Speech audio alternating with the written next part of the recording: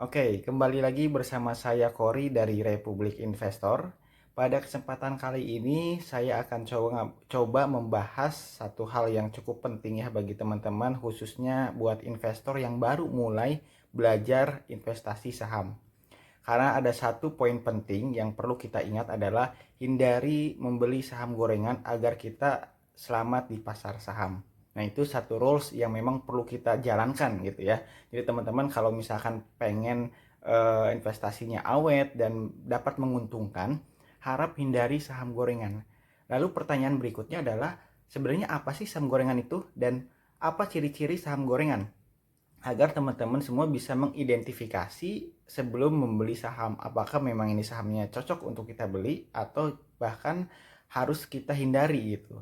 Nah, berikut saya akan coba jelaskan ciri-ciri saham gorengan agar teman-teman semuanya terhindar dari kerugian yang cukup besar di pasar saham. Memang kalau kita bicara tentang kerugian, di saham apapun, di jenis apapun juga kita tidak terlepas dari risiko kerugian. Tetapi kalau misalkan kita bisa menghindari saham gorengan, risiko itu akan lebih kita minimalisir gitu. Minimal kita bisa menghindari risiko yang besar di saham gorengan tersebut gitu. Karena secara histori memang banyak investor yang mengalami kerugian banyak itu di saham-saham gorengan atau ketika membeli saham gorengan. Oke, yang pertama ciri-ciri dari saham gorengan adalah kapitalisasi kecil.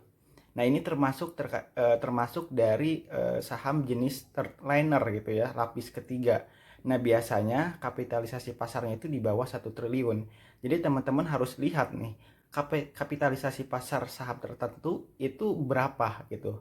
Kalau misalkan di bawah 1 triliun, nah itu salah satu ciri-ciri saham gorengan. Harap hindari saham tersebut karena kalau misalkan kapitalisasinya kecil, maka satu pihak atau dua pihak atau berapa pihak gitu yang kita sebut dengan bandar gitu ya, yang biasa kita secara istilah umumnya gitu, akan dengan mudah menggerakkan saham tersebut gitu sehingga kenaikannya pun juga signifikan gitu.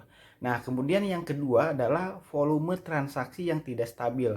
Jadi tiba-tiba pada satu hari atau satu waktu tiba-tiba volumenya meningkat signifikan dibanding rata-rata hariannya.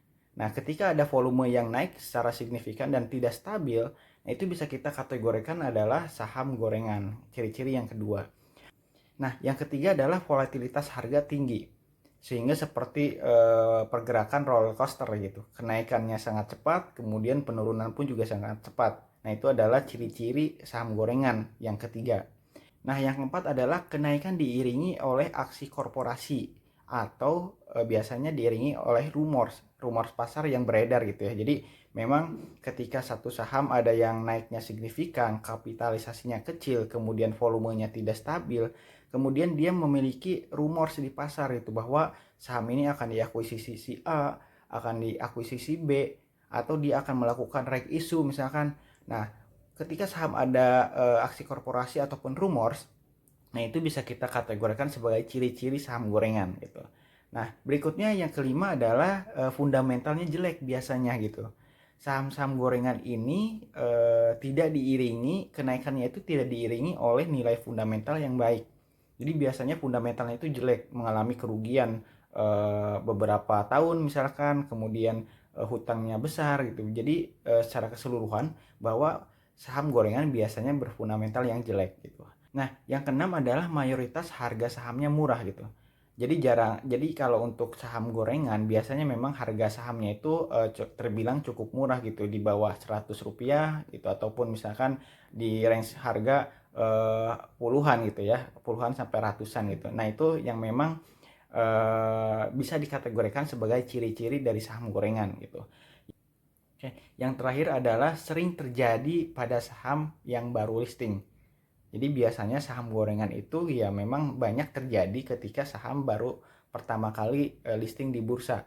Nah, ini yang tanda-tanda atau ciri-ciri saham gorengan. Jadi ada 7 poin ciri-ciri saham gorengan. Yang pertama tadi saya ulang lagi, kapitalisasi kecil di bawah 1 triliun, kemudian volume transaksi yang tidak stabil, kemudian volatilitas harga tinggi seperti roller coaster ya.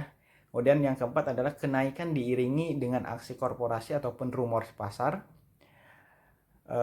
fundamental jelek biasanya gitu ya untuk saham gorengan, kemudian mayoritas harga sahamnya murah, dan yang terakhir adalah sering terjadi pada saham baru listing. Nah, teman-teman harap perhatikan 7 poin ini sehingga teman-teman bisa menghindari saham dengan ciri-ciri saham gorengan ini. Karena kalau misalkan kita terlalu terlena transaksi di saham gorengan, nah ini risikonya akan sangat besar.